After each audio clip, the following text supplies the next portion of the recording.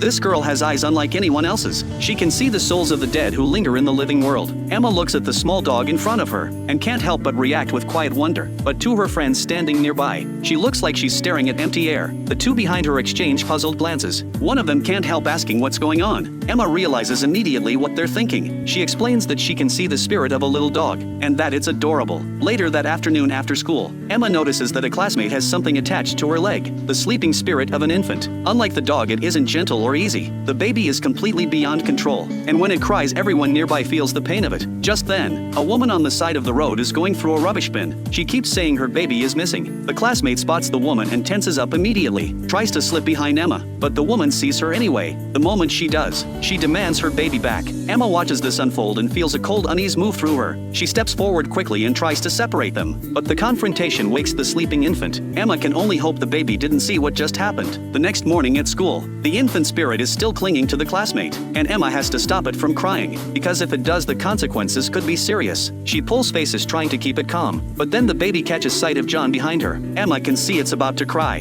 Her only hope is that the human form talisman on John still has some effect. She rushes over and takes his hand to make physical contact, but it doesn't matter. The infant spirit cries anyway. The force of it shatters the cup in John's hand outright. To find out why the spirit has attached itself to her classmate, Emma decides to go to her home and look for answers herself. She finds it quickly, a red thread running from the infant, connected to a blue doll. The infant is bound to the doll. Emma tries to buy it, but her classmate refuses to sell it no matter what she says. The next day in class, the baby suddenly starts crying again. Every student in the room feels a wave of dizziness at once. Emma feels more urgently than ever that this needs to end. Later the group heads to the library for research. Emma sees the infant is on the verge of crying again. To protect John, she tries once more to test whether the talisman does anything, but this time John turns around on his own and pulls Emma into his arms. At that moment, the baby begins to cry from nearby, releasing a force that cuts through the air like a shockwave. Bookshelves topple instantly. John moves on instinct to shield Emma, covering her with his own body. That's when Emma realizes the talisman on John has lost all its power. That evening, Emma is sitting with the weight of the infant situation pressing on her when a customer comes in leading a woman who seems deeply unwell. Emma learns the story. The woman had been pregnant and lost the baby, and her mind hasn't been stable since. She pushes an empty pram through the streets every day. Then one day she found a doll in a rubbish bin and began caring for it as though it were her child. But one day, her baby was gone, and she started searching through bins again looking for the doll.